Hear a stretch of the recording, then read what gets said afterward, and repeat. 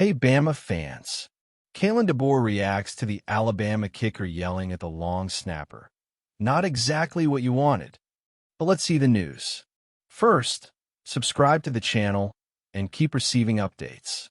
If you like the channel, become a member and support this idea and get access to exclusive Bama videos.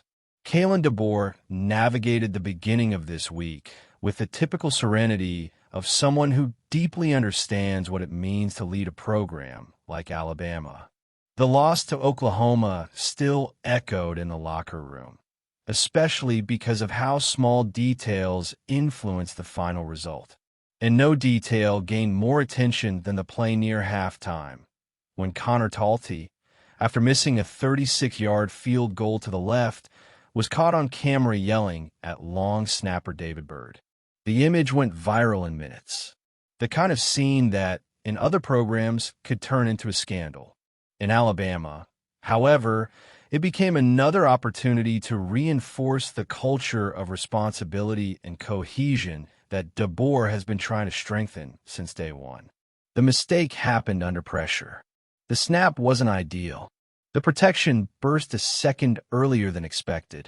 An Oklahoma player even managed to touch the ball with his finger. But, as always, the fan only sees the end result. The ball going off course, grazing the left side, eliminating the chance of a tie before halftime. And, in the sum of a game decided by 2 points, it was inevitable that that play would carry weight. After the game, and again on Monday, DeBoer was questioned about Talty's outburst. The coach didn't shy away from the topic, but he also didn't turn the episode into a drama. On the contrary, he dealt with it with the pragmatism and frankness of someone who understands the level of competitiveness that shapes the team. We are all competitive, and these guys are too, he said. They wanted to make the kick and execute the play perfectly, and each of them always takes responsibility. But obviously at that moment, Connor, who is a competitive guy, knew the importance of those points. And the reaction and everything else, it wasn't exactly what I expected, but it also demonstrates an understanding of the importance they have. It's impossible to ignore the subtext. In Alabama, the standard of expectation is different. It's not enough to get it right. You have to get it right every time. Talty lives this daily. Byrd too. They train together, repeat the same movement dozens of times per session, and carry a level of demand that much of the country only witnesses when something goes wrong. That's why DeBoer made a point of highlighting that the relationship between them remains intact. According to him, the matter was quickly closed in the locker room, and, on the field, both returned ready to perform better. When DeBoer revisited the play, his analysis was honest, but equally balanced. He didn't protect anyone more than necessary. He didn't choose culprits. He simply exposed the nature of the kicker position and the millimeter precision it demands. It's a little similar to the last time we missed a kick, he said. We need a slightly better snap, but we can also make the kick. It's a little bit of everything in the execution, from the snap to the kick. We need to find a way to kick even when the snap isn't perfect. We need to find a way to better execute the whole process, the whole operation. The phrase wasn't said by chance. In Alabama, the margin for error is minimal because the ambition is maximal. And that's why episodes like this, however attention-grabbing they may be, become fuel to smooth out rough edges and keep the program moving. This season, Talty converted 11 of 17 field goals, a 64.7% success rate. The numbers tell part of the story, but they don't capture the whole.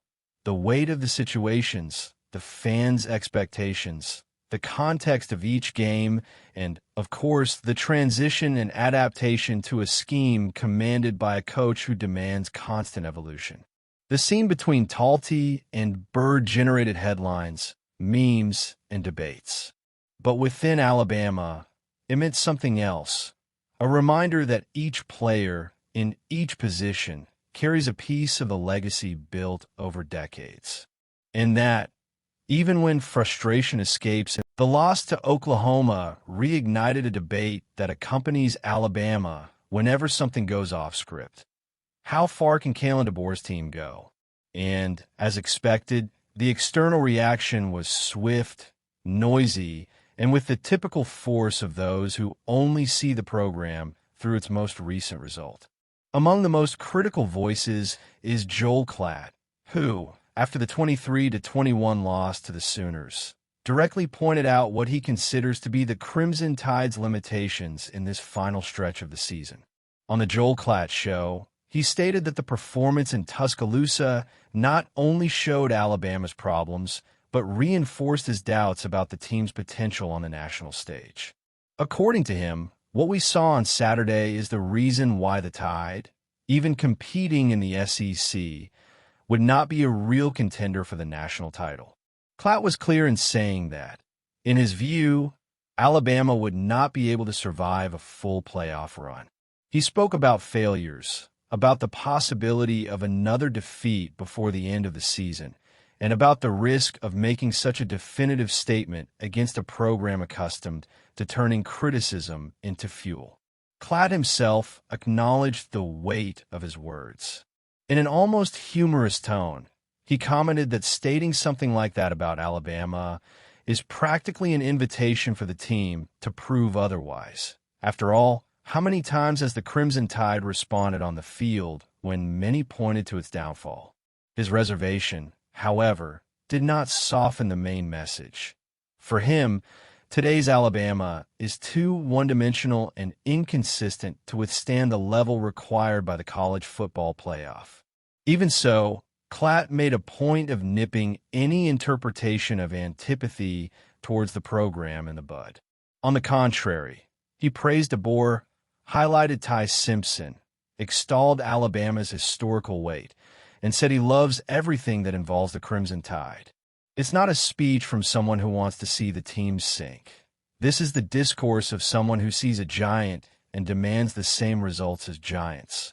Even though, from our side, many of these criticisms seem to disregard what Alabama has actually built throughout 2024.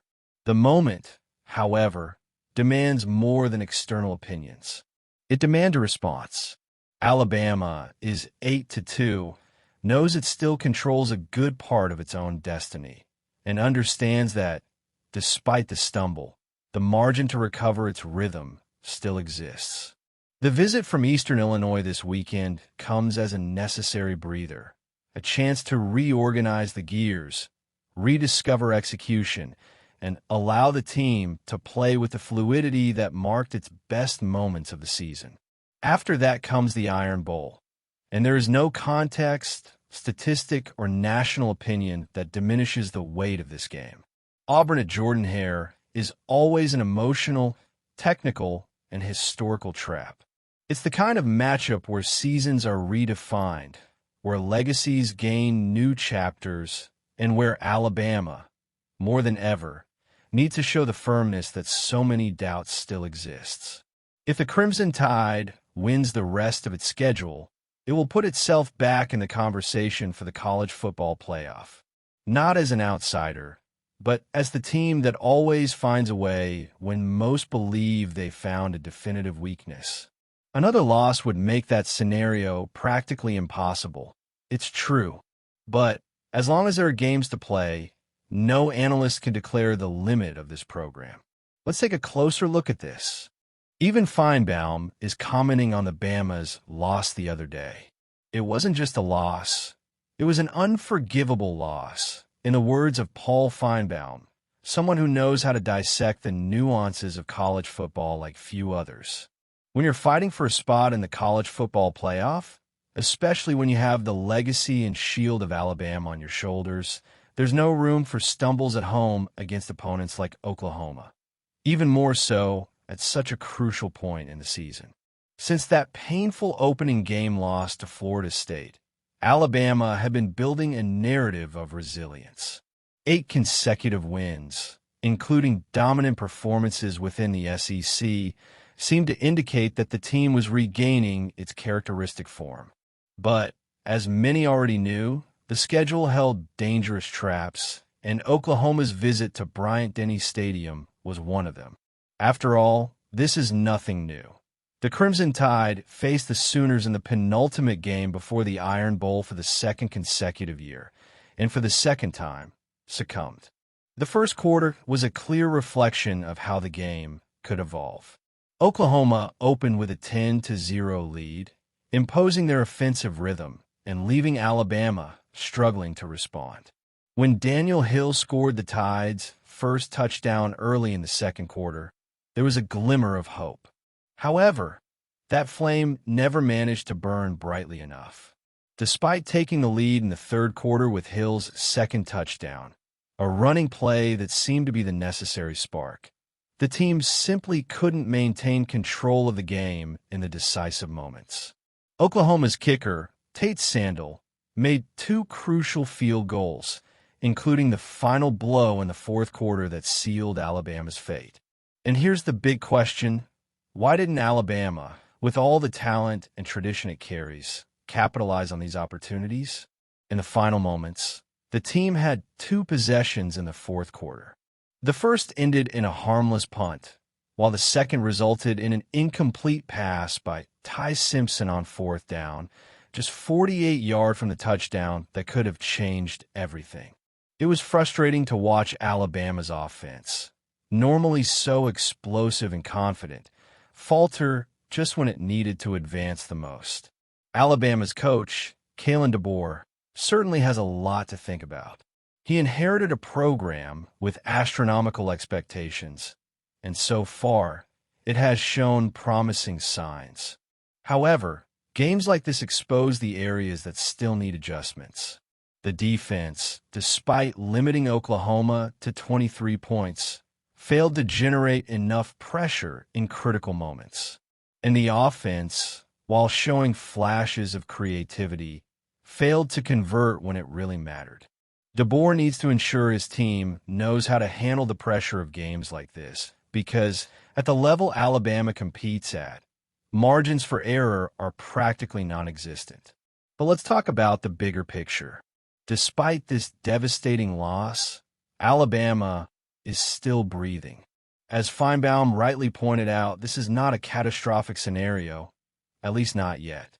The 6-1 record against SEC opponents is solid, and the Iron Bowl matchup against Auburn now becomes practically an elimination game. Beating Auburn won't be easy, especially with a team motivated after firing their coach, but it's precisely this type of challenge that defines programs like Alabama. It's time to show resilience, character, and a championship mentality that has always permeated the Crimson Tide. And here's another important point: the overall context of the season. Georgia crushed Texas, reinforcing its position as one of the main contenders for the national title. This means Alabama can no longer afford to falter. Any further defeat, especially in the Iron Bowl, would be a fatal blow to its aspirations of competing in the college football playoffs. The good news is that Alabama still controls its destiny. A convincing victory against Auburn, followed by a strong performance for the remainder of the season, could be enough to secure a place among the top 4 teams in the country. Alabama can no longer rely solely on its name or history. This is a ruthless sport where every game counts, every decision matters, and every minute on the field can change the course of a season. For Kalen DeBoer and his players, this is an opportunity to learn, grow, and prove they have what it takes to compete at the highest level. Leave your opinion and your feedback. Payne's later race. Historico.